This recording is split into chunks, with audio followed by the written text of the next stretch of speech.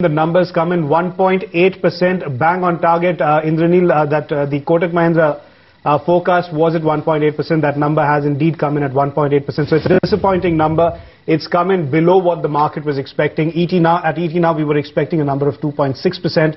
The broad consensus was we'd see within the market was that you'd possibly see a number of 3%. Some people even expecting 3.5% to 4%, as Avan just mentioned. But 1.8%, clearly a very disappointing number. I'd imagine that you'd start seeing the equity markets react to that. The internals of that number aren't yet with us. And there you have it, the equity markets are indeed reacting to that number. But the internals should be out with us in a few seconds from now. There you have it. Mining has fallen 3.7% against 4.4% in November. That's broadly in line with what we were expecting. We were expecting it to fall by 3.9%. The other internals, such as manufacturing, electricity, are yet to come in. Manufacturing has come in at 1.8%. That's a disastrous number. I think broadly the expectation was that you'd see a number of 3.5% to 4%. We were expecting 3.5%. So 1.8%, really disastrous. And remember, manufacturing has the largest weightage within the IIP index at 76%.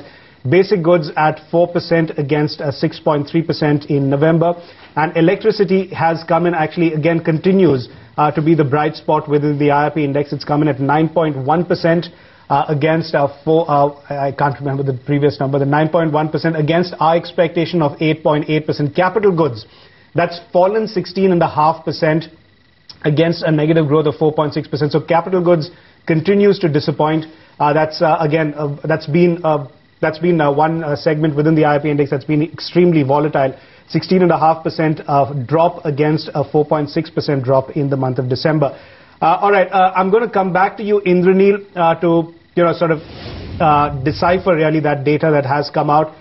Mining clearly pretty much in line with expectations, but manufacturing, I'm going to ask you to comment firstly on manufacturing, which has come in at 1.8%. Well, manufacturing, as I said, we were anyway looking at 2%, but with definitely a rise in the index for the month. As I was pointing out, there was also a base effect on the manufacturing side, and so was also probably on the capital goods side.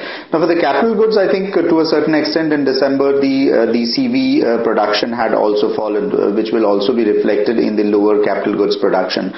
But overall, I think it's even as the percentage growth number looks quite dismal, I don't think there has been even a worse number in December compared to the November number. So as I was saying, that the index has definitely grown on the manufacturing, which is the sign that probably the industrial growth is probably bottoming out.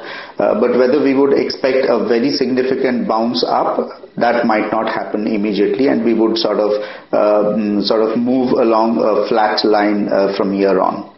Sure. Indranil, when you say that industrial growth may be bottoming out, would you also sort of stay your neck out and say that maybe 1.8% is the worst number that we have seen and maybe will see for the next few months at least, that beginning January we may actually start seeing much better numbers?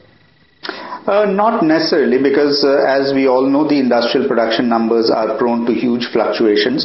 The capital goods number, for instance, we have seen has swung hugely from the positive territory into the negative territory and back to the positive territory.